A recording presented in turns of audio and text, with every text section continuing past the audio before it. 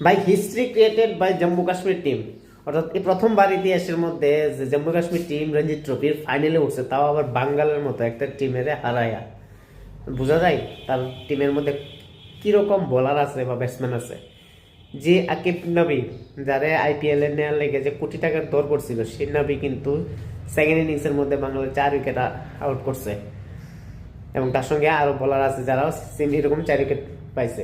But সেখানে বড় একটা তাদের হিস্ট্রি বা একটা অর্জন হয়েছে যে রঞ্জি ট্রফির মতো একটা ইভেন্টের ফাইনাল খেলা, তাও ফার্স্ট টাইম বাঙ্গালের মতো একটা টিমের হারাই দিচ্ছে।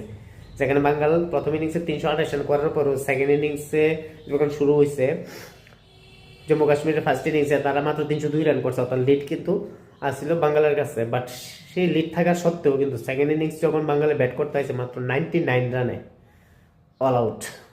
এই হচ্ছে তাদের বোলিং। আর সেই বোলিং যে তরুণ তুর্কি আকিব নবী, দুর্ধর্ষ বোলিং তাদের টিমের, এবং ব্যাটিং অসাধারণ।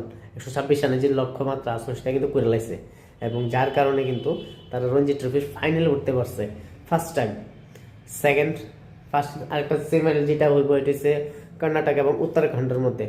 দুই টিমের মধ্যে যেই জিতবো ফাইনালে যাইব, অর্থাৎ জম্মু কাশ্মীরের সঙ্গে খেলবো।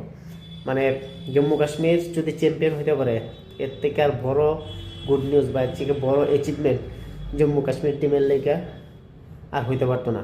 কেননা জম্মু কাশ্মীর এতদিন ধরে আমরা যে পর্যায়ে আসলে দেখতেছি বা সেখান থেকে ক্রিকেট রানটা পাইতেছিলাম না বা খুব স্ট্রাগল করতে আসলো, সেই জায়গার মধ্যে এরকম একটা টিম চ্যাম্পিয়ন হচ্ছে বা হইব, এটা কিন্তু বড় একটা অ্যাচিভমেন্ট হবে তাদের কাছে। তো বেস্ট অফ লাক বা কনগ্রেচুলেশন আজকে জয়ের লাগে, এবং বেস্ট অফ লাক নেক্সট যাতে তারা নতুনভাবে চ্যাম্পিয়ন হতে পারে এটার লেগে। বাট আনফর্চুনেট একটা হচ্ছে যে মোহাম্মদ শামি প্রথম ইনিংসে জম্মু কাশ্মীর যখন প্রথম ইনিংসে যখন 8 উইকেট পাইছে, 8 উইকেট পাওয়া সত্ত্বেও সে কিন্তু তার টিমের জিততে পারছে না।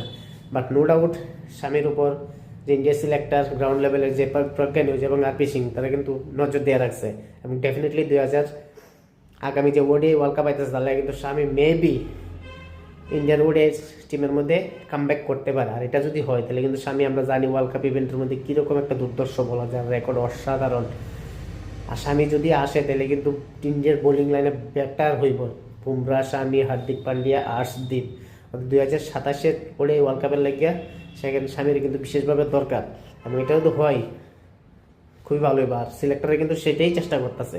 যাই হোক, এটা দেখার বিষয় সিলেক্টররা তারা কি এই পারফরমেন্সের ভিত্তিতে নেয় কি না। যদিও আমরা দেখলাম ঈশান কিষান ভালো খেলছে, যার কারণে কিন্তু ন্যাশনাল টিমের মধ্যে তারা ঢুকাইছে টি-20 ওয়ার্ল্ড কাপের মধ্যে। এখন দেখলাম তার আগের সিরিজ ওয়ার্ল্ড কাপের আগে, এবং বর্তমানে ওয়ার্ল্ড কাপের মধ্যে কি দুর্দর্শ খেলতেছে, এবং 2টা 50